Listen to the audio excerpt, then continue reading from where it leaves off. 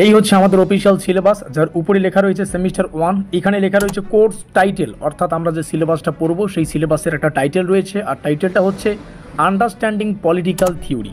এবং এখানে যেটা লেখা রয়েছে এটা আমাদের কোর্স কোড, অর্থাৎ মেজর কোর্স কোড। এই কোডের মাধ্যমে বুঝতে হবে আমাদের মেজর পেপারকে বোঝাচ্ছে, অর্থাৎ এই টাইটেলটাকে বোঝাচ্ছে। আমরা নিচে যদি একটু আসি তাহলে এখানে আমাদের কোশ্চেন প্যাটার্নের সংক্ষিপ্ত রূপ আমরা দেখতে পাচ্ছি। আমাদের টোটাল 50-এর মধ্যে পরীক্ষা হবে, আর এই 50টাকে দুটো খণ্ডে ভাগ করা হয়। একটা বা একদিকে হচ্ছে 40 আর একদিকে হচ্ছে 10, টোটাল হয়ে গেল 50।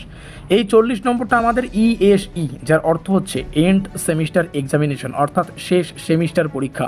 এটা আমাদের 40 নম্বরের হবে। কিন্তু প্রশ্ন থেকেই গেল যে 40 নম্বরের আমরা যে লিখিত পরীক্ষাটা অ্যাটেন্ড করব পরীক্ষা সেমিস্টারের শেষে, সেই পরীক্ষার কোশ্চেন প্যাটার্নটা কী, তো সেটা তোমরা ভিডিওটির মাঝখানে বা একটু পরেই জানতে পারবে। তো যাই হোক, আর 10 নম্বরের যা ইন্টারনাল অ্যাসাইনমেন্ট, যেটা প্রজেক্ট টাইপের, এটা তোমরা কলেজ থেকেই জানতে পারবে, যেহেতু কলেজের বিষয়বস্তু। এবার নিচে এসে আমরা আমাদের সিলেবাসের অধ্যায়গুলোকে দেখা শুরু করবে। এখানে রয়েছে ইউনিট 1, ইউনিট মানে অধ্যায়। তারপরে রয়েছে ইউনিট 2।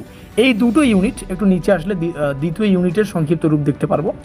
তো দ্বিতীয় ইউনিটের দুটো খণ্ড রয়েছে, এখানে এ নম্বর মার্কস রয়েছে, আর এখানে কিন্তু বি নম্বরটা রয়েছে।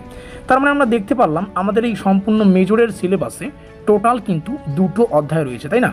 আমরা আমাদের অফিসিয়াল সিলেবাসকে দেখে নিয়েছি, বুঝে নিয়েছি প্রত্যেকটা অধ্যায়, এবং দেখতে পাচ্ছি আমাদের সম্পূর্ণ সিলেবাসটা কিন্তু ইংলিশে প্রকাশিত।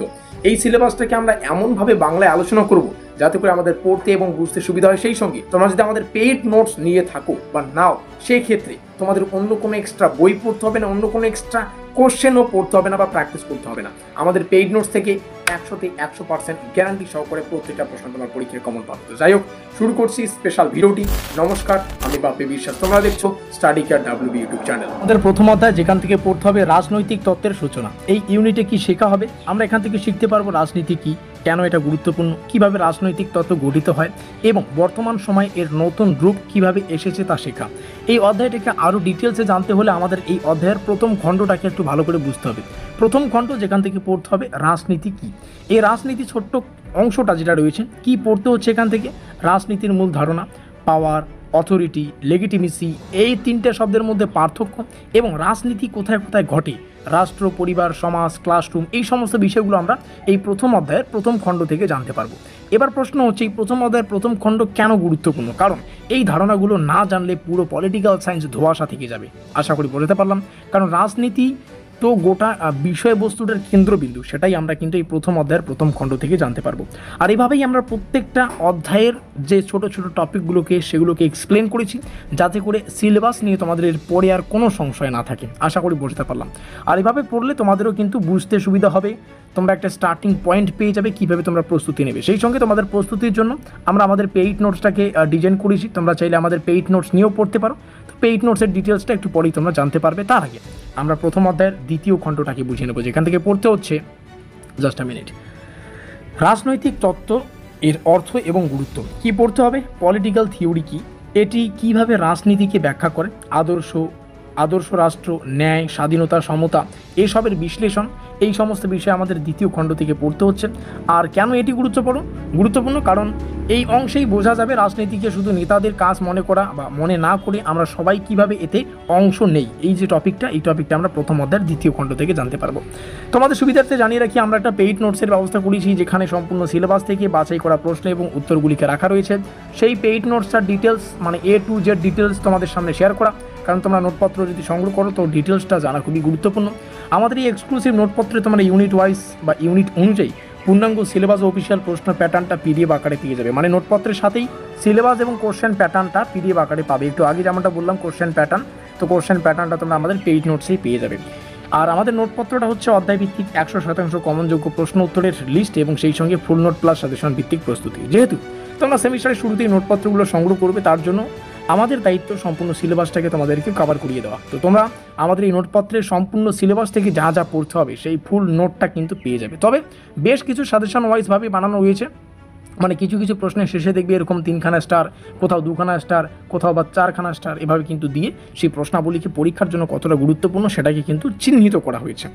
আর 100% কমনযোগ্য প্রশ্নাবলী, যেখানে যে প্রশ্নের শেষে স্টার সংখ্যা অধিক সেই প্রশ্নটি অধিক গুরুত্বপূর্ণ। তবে সেমিস্টারের শুরুতে নিতে হলে তোমরা ফুল নোটই পেয়ে যাবে। এখানে মানে কোন অধ্যায় থেকে কী পড়তে হবে তার A to Z ডিটেলস আমাদের নোটপত্রে পেয়ে যাচ্ছ তোমরা। সেই সঙ্গে আমাদের এই নোটপত্রটা হচ্ছে দ্বিভাষিক প্রশ্ন উত্তর। দ্বিভাষিক বলতে বোঝায় যেখানে দুটো ভাষা থাকবে, অর্থাৎ আমাদের নোটপত্রে প্রত্যেকটা প্রশ্নকে বাংলা এবং ইংলিশ দুটো ভাষাতেই কিন্তু বানানো হয়েছে, তবে উত্তর সম্পূর্ণ বাংলায় আছে। তো বাংলা এবং ইংলিশ প্রশ্নের ল্যাঙ্গুয়েজ রাখার একটাই কারণ, যাতে করে তোমাদের বোঝার ক্ষমতা দ্বিগুণ হয়, তোমরা ভালো করেই প্রিপারেশন নিতে পারো। উত্তর সম্পূর্ণ বাংলায়, উত্তর তোমাদের পরীক্ষায় বাংলায়ও লিখতে হয়। এবার নিচে এসে আমরা আমাদের নোটপত্রের প্রাইসটাকে দেখে নেব। তো নোটপত্রের প্রেজেন্ট প্রাইসটা বা প্রেজেন্ট প্রাইসের ডিটেলস তোমরা এখানে দেখতে পাচ্ছ। মেজরের প্রেজেন্ট প্রাইস 499 রুপিস, মাইনরের 450, এমডিরও 450। এই নোটপত্রগুলো সংগ্রহ করার জন্য আমাদের এই অফিসিয়াল যোগাযোগ নম্বরে যোগাযোগ করো 7384041536। তোমরা হোয়াটসঅ্যাপ করতে পারো, ফোন কল করে সব কিছু জেনে নিতে পারো। তো এটা হচ্ছে প্রেজেন্ট প্রাইস, পরবর্তীতে প্রাইসটা বাড়তে পারে। আমি জাস্ট এটুকু বলতে পারি, আমাদের নোটপত্র সংগ্রহ করলে এর বাইরে কোনো কিছু পড়তে হবে না, না কোনো বই পড়তে হবে, না কোনো এক্সট্রা প্রশ্ন পড়তে হবে। সেভাবেই আমাদের পেইড নোটসটা বানানো।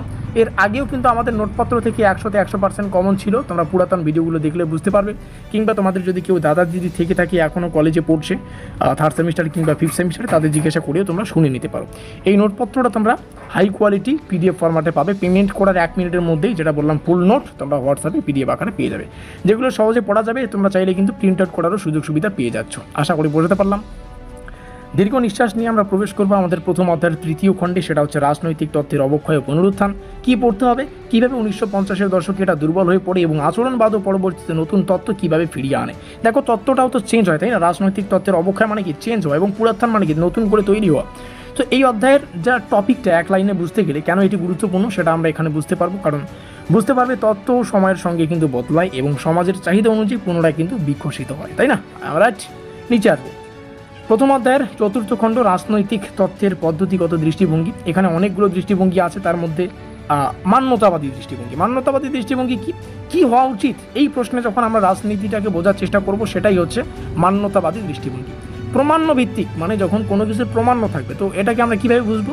যে রাজনীতিকে তথ্য উপাত্ত দিয়ে বিশ্লেষণ করলে সেই দৃষ্টিভঙ্গিটাকে আমরা প্রামাণ্য ভিত্তিক বা প্রমাণ্য ভিত্তিক দৃষ্টিভঙ্গি বলতে পারি। এবং আচরণবাদী রয়েছে, যেমন ভোটার, নেতা, আন্দোলনের আচরণ বিশ্লেষণ, এই সমস্ত বিষয়গুলো আমরা এই আচরণবাদী দৃষ্টিভঙ্গির উপর বুঝবো। তাহলে কেন এটি গুরুত্বপূর্ণ? দেখো, এক একটা পদ্ধতি একেবারে কিন্তু বা এক একভাবে রাজনীতিকে ব্যাখ্যা করে না, তাই সবগুলোকে জানা কিন্তু খুব দরকার বা প্রয়োজন। আমরা নিচে এসে আমাদের প্রথম অধ্যায়ের শেষ খণ্ডে প্রবেশ করব, সেটা হচ্ছে সমকালীন দৃষ্টিভঙ্গি। কি পড়তে হবে? এখানে রয়েছে নারীবাদী দৃষ্টিভঙ্গি, তার মানে কি নারীদের এখানে অংশগ্রহণ এবং বৈষম্য আমরা পাবো। তারপরে এখানে দেখতে পাচ্ছি পোস্ট মডার্ন দৃষ্টিভঙ্গি। এখানে কোনো সত্যই চূড়ান্ত নয়, ভিন্নতা ও প্রশ্ন করার অধিকার, এটা আমরা এই পোস্ট মডার্ন দৃষ্টিভঙ্গি থেকে পাবো। তাহলে কেন গুরুত্বপূর্ণ এই প্রথম অধ্যায়ের 5ম খণ্ড একটু দেখে নিচ্ছি, কারণ আজকের দিনে সমাজের যে কোনো প্রান্তিক বা শ্রেণীর যখন আওয়াজ বিশ্লেষণ করতে এই দৃষ্টিভঙ্গিগুলো কিন্তু অপরিহার্য। প্রত্যেকটা মোস্ট ইম্পর্টেন্ট তথ্য প্রথম অধ্যায়ের তোমাদের সামনে শেয়ার করলাম। নিচে এসে দীর্ঘ শ্বাস নিয়ে আমরা 2য় অধ্যায়ে প্রবেশ করব। দেখো কি সুন্দর করে আমরা তোমাদের জন্য সিলেবাসটাকে ডিজাইন করেছি। আমাদের উদ্দেশ্য তোমাদের সাফল্য। আর তোমরা যদি আমাদের পেইড নোটস নিয়ে পড়ো, সেই ক্ষেত্রে তো একদম কেল্লা পথে, কারণ আমাদের নোটপত্রটা এত সুন্দর করে ডিজাইন করা। আমাদের নোটপত্রে এক একটা প্রশ্নকে বিভিন্ন দৃষ্টিকোণ থেকে বিচার করে তারপরেই কিন্তু নোটপত্রে সেই প্রশ্নটিকে স্থান দেওয়া হয়। আশা করি বোঝাতে পারলাম। 2য় অধ্যায় কার্ল মার্কস, লেনিন ও মাও, এই 3 জন আমাদের পড়তে হচ্ছে। 3য় অধ্যায় অর্থাৎ কার্ল মার্কসের তত্ত্ব কি পড়তে হবে, এখান থেকে বেশ কিছু বিষয়গুলো আমাদের পড়তে হচ্ছে। এগুলো আমি আর বলছি না, তোমরা এখান থেকে দেখে রাখো প্রত্যেকটা বিষয়ে। 2য় অধ্যায়ের 1ম খণ্ড, তারপরে কেন এটি গুরুত্বপূর্ণ সেটাও দেখে নাও। লেনিন ও মাওয়ের অবদান এখান থেকে দেখতে পারবে, আর কেন গুরুত্বপূর্ণ সেটাও তোমরা দেখতে পাচ্ছ। এই 2টো অধ্যায় আমাদের সম্পূর্ণ সিলেবাসটাকে ডিজাইন করা হয়েছে, আর আশা করি তোমাদের সিলেবাসটা বুঝতে কোনো রূপ অসুবিধা হয়নি। সেই সঙ্গে তোমাদের সুবিধার্থে জানিয়ে রাখি, তোমরা আমাদের এই পেইড নোটসটা নিয়ে একদম জোর কদমে প্রস্তুতি নিতে পারো। তো তার জন্য আমাদের এই নম্বরে যোগাযোগ করো। তোমরা যদি একসাথে প্রত্যেকটা পেপারে নোটপত্র সংগ্রহ করতে চাও, যে কোনো সাবজেক্ট থাকতে পারে তোমাদের, তো সেক্ষেত্রে কিন্তু একটা ছাড়পত্র ঘোষণা করা হবে। এমনিতে প্রাইস ডিটেল তোমরা দেখতে পারো, পরবর্তীতে কিন্তু প্রাইসটা বাড়তে পারে। তো এই হচ্ছে আমাদের স্পেশাল ভিডিও তোমাদের সামনে শেয়ার করা। ভালো লাগলে লাইক করে দিয়ে বন্ধুদের কাছে শেয়ার করে দিও, আর মিলতে হয় পরের কোনো ক্লাসে।